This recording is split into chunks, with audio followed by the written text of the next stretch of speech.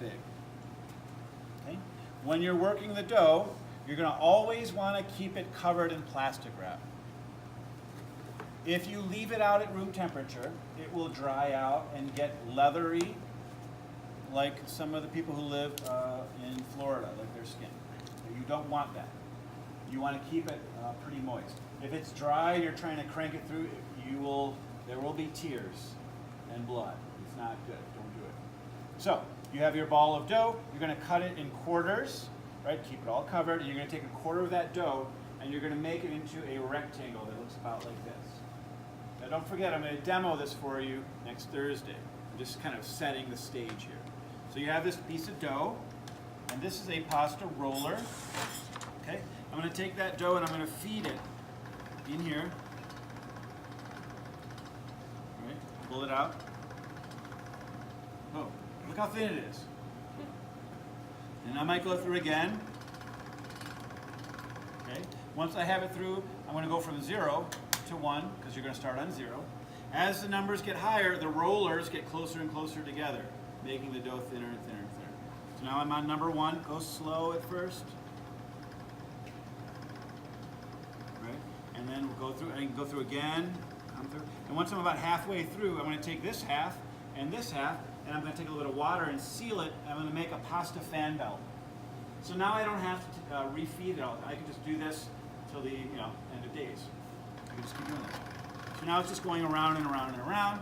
Now I'm going to go to 2, after I've gone through there a couple times. I'm going to put my hand in here and kind of throw the dough over the top, like this, and this is what it looks like. And the dough is just going around and around and around. Once I go through a couple times, I'm going to go to 3, slowly, 4, 5. You're going to go to number 6. It gets pretty thin at 6, so go slow. And keep it in the middle. If you pull the dough this way, the dough will go that way. If you pull the dough this way, it'll come this way. So you can kind of guide where you want it to go. Keep it in the middle. It'll actually be way out here at this point. Really thin. But you've developed the gluten in there, so it's going to hold. Then when you're done, you're going to take a paring knife and cut down here. Drop the bottom part of the dough. You're going to have this long piece of pasta. Right? Boom, boom. Once you have this nice thin sheet of dough, you're going to cut it into spaghetti length pieces, anywhere from 10 to 12 inches, somewhere in here. Okay? Once you have those, they'll be on a sheet tray with plastic wrap over top and maybe a damp ball of paper towel in there to keep some moisture in there. And then you're going to get all your dough in that form. Okay? Then, once you're there, then you're going to switch to the cutter. This is the dough cutter. Goes right on here. You switch the handle to either spaghetti, fettuccine, and all that stuff is in here. And here is Reganetti. It's the yellow one. Okay, that's the Reganetti one. How do we know that it's Reganetti? It says it right. Okay. So then, once you have your sheets, you'll take your sheets and let's do fettuccine. I'll feed the dough inside the cutter here, and I'll feed it all the way, about 3/4 of the way through, and I'll stop, switch hands. I'll collect the dough here that's already cut, and I'll pull it out, and then I'm going to put it on this pasta tree and hang the dough, the cut pasta dough, right on this pasta tree. So everyone but Tortellini will have one of these at their table. Okay? And your dough will be hanging over here. You could probably fit 2 sheets on here. The thing to remember is that each guest is going to get about 3 noodles fettuccine. Right? Not much more than that. It's a little taste. So you can separate the noodles into orders. That's what I would do. So you could have 4 or 5 orders right here, 4 or 5 orders, right? 1, 2, 3, 4, 5, 6, 7. You can have 30, 40 orders right on your beautiful pasta tree. Okay. You're going to have that right at your table.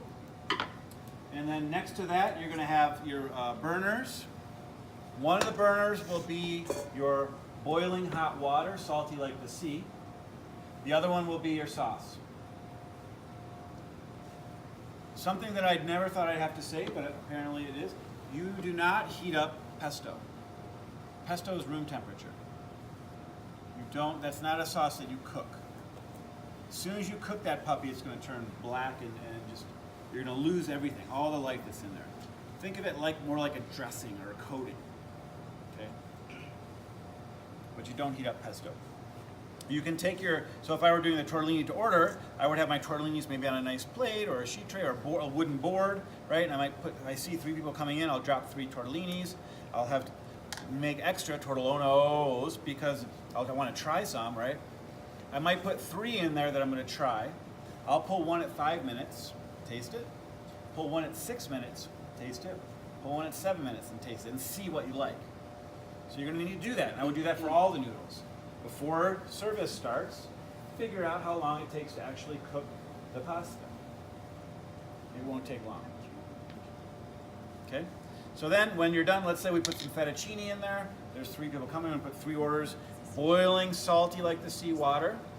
My Alfredo is simmering gently over here. It's not boiling, it's just hot. Okay? Then the pasta is done. I'm going to take the noodles out with a bowl strainer. If you need a little bit of help, you can use this to put the noodles in there. Put the noodles in a bowl. Then have a ladle of my sauce in there. Toss, toss, toss. Maybe a little black pepper. Maybe a little bit of fresh, finely chopped curly parsley in there. And then, when it's ready, I'll have a nice plate. Twist, twist, twist. Pick it up. Put it on the plate. Twist it right in the middle. Right? Put this on the side. A little garnish on there. You want to have the fork facing the guest. Bon appetit! Right? So it looks nice and tight, thoughtful. We do not put naked pasta on a plate and dump sauce on it. There's no better way to tell people you don't know what you're doing than do that. Okay? So there's no naked food here. Children could be watching. All our food is going to have clothes on. Okay? It's a family show. Kitchen, or perhaps you're going to be attached to a kitchen and you're going to be responsible for it. You should recognize the signs of poor knife work and knife maintenance in the kitchen. And then you can address it. Then you know what to do. So that's the purpose of why we're coming back to this. So we touched on it in the beginning. So some of this hopefully will be a repeat, but then I'm also going to layer on some new information. Okay? Yes? Will we be going over the difference between honing a knife and sharpening a knife? That's it. Sweet. You read my mind. I must have a hole over here. Yep. You should teach today. Yeah, come on up. I'll probably hurt myself a few times, but That's okay. Okay, so whenever you're ready. Okay, so the purpose of this demonstration is to talk about knife maintenance and knife stewardship and how to hone a knife versus sharpen a knife. So the first thing I want to explain is that for most cooks, this is pretty much all you need in your tools. You know, there are lots of cool tools out there that help with certain specific functions, but in a smaller environment, that's really all you should need. You should be able to do just about everything with a paring knife, a chef's knife, and a steel, which is what this is. So let me explain again and go over the grip. So when you grip a knife, you want to go press your thumb right on the blade, put your index finger underneath, and just wrap your middle ring and pinky finger around so you're choked up on the blade a little bit. You don't want to hold the blade like that. And you don't want to hold the blade like that. So it's just choking up on a little bit. That's great dexterity. And when you approach your cutting board, some people go straight on in like this, and some people open up their knife hand leg and make a little space here so that they can actually work back this way. Okay? This is the hand that tends to get cut. It's very hard to cut this hand. So this is the one you want to watch out for. And it's mostly the thumb that is at risk. If you're cutting, your thumb kind of jumps out here, you can see how that would be pretty devastating. So you want to pretend your thumb is like a quarterback and tuck it back in the pocket. Keep it protected up here with your knuckles, creating a space in between the edge of the blade and where you're cutting. So this is proper knife motion right here. And it's an elliptical move, just like this. And it's down and forward, not down then forward. That's another thing I see a lot of is go down and then forward, but it's actually going down at an angle and forward at the same time. The blade is more of a saw and less of a guillotine. So on the edge of the blade, if we looked at the edge here with a microscope, you would see little feathers of metal. Okay? And when you're cutting and pounding on the board, as well as cutting acidic food products like tomatoes and lemons, that can kind of soften the feathers of metal, and then you're pounding, all of a sudden they get dull. So then, when that happens, you want to use a steel. This does not sharpen your blade. This hones your blade or trues your edge. It lines up your edge a little bit. So if you can come here and just hold this, just like that, what you want to do when you're using this, so here's my blade with the feathers that are kind of bent out of shape from use. What you want to do is go on this side and then this side, back and forth, and realign those feathers so that they're true. Like an arrow or a bike tire, right? When you spin a bike tire, you want it to run true, not wobbly. Okay? So let me break that down a little bit. So the way you do this is, I like to start, when you first start, put a towel down on your board and put your steel like this. Then you take your blade and you come in at this angle. What angle is this? 90 degrees. If we went half of that, it's now 45. And now for all you math majors, we're going to go half again, and it's 22.5. And a little less is 20. 20 degrees is a general angle for knife sharpening. Some people like 18, some people like 21, some people like 19.27534. Okay, 20 degrees is pretty good for a chef's knife. Another way you can get to this angle pretty quickly is most of the guards, the finger guards at the top, if you put the top of the blade up there, will get you to 20 degrees. So that's a nice little cheat there too. And then you want to start at the back of the blade and then keep that angle the whole way down. And that's a simple motion right there. So you're just going straight down. And then the other side. And that's it. Are you okay? It's like music. What you don't want to do is you don't want to drop your angle, right? I see a lot of people do this. They'll start here and then all of a sudden they go, and their angle just is gone. So when you do that, you're actually dulling your edge. So you want to keep the angle all the way down. And that just realigns the feathers. That's a great way to practice. And then when you get good at it, a more practical way of doing it is make sure you keep your fingers behind the guard. I've seen a thumb out, and I've seen somebody do this, and they cut their thumb pretty badly. So keep your thumb behind the guard, tucked in, and then you want to get your same edge, right? 90, 45, 22 and a half, 20. Keep that edge the entire way down, and work it like that. Now, let's say I'm doing your wedding at a carving station. You really may not want your carver standing out in front of your guests like. That can be a little creepy. So, a respectful way of doing it at a station is just back here like this. So there's multiple ways you can do it. Okay? When you're done, it's always a good idea to clean off the metal that's on there. So you put your blade on a towel, fold the towel over, carefully put your hand on there, and slowly pull the blade out. It's the best way to do that where you won't get cut. I've seen people try and do this, and then they cut their hands, or this even, they wrap your thumb in there and they cut their fingers. It's a nice way, just put this down, wrap it over, and just slowly pull it out. And then your edge is true. Now, these are typically magnetized, so a lot of the bits of metal that you've kind of, some of it's come off, you want to clean these off occasionally as well. So here you can see how much metal on just one pass was in there. You can see all that metal right there. So there's metal inside here. You don't want to get that in your food. Same thing for a paring knife. You do the same thing. It's just a smaller version of it. You know, when you see people going,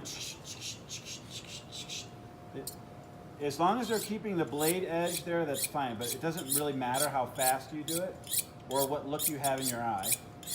It's the purpose. Now you know the purpose of it, so that's helpful. Okay, now something different. This is not a steel. This is a diamond sharpening stick. Okay, please don't take it home with you. They're not worth anything, even though they're diamonds. Okay, but there are this diamond dust kind of put on here, and it's very. You can actually feel it, but this will actually take metal off of your blade and sharpen it, the edge. Okay, so then you just do it the same way. And the difference here is this is actually taking metal off and creating a new edge, whereas this one is just lining up the feathers of metal. Okay. So that's the difference between honing and sharpening. The last thing I'll show you is these are Japanese water stones. These are the ones I prefer. I've used, in a lot of kitchens will have something called a Norton Tri-Stone, and they'll have an oil in there that's very neutral, and they'll use that, and it has 3 sides, coarse, medium, and fine, and you alternate through, and you use it like this. Over the years, I've fallen in love with these. One reason is you don't need the oil. You just need water. So you can take these and soak them in water for about 30 minutes, and they will actually bubble because they're very porous. So you want to fully hydrate these stones, and then the way you use them is I'll put them on a sheet pan like this.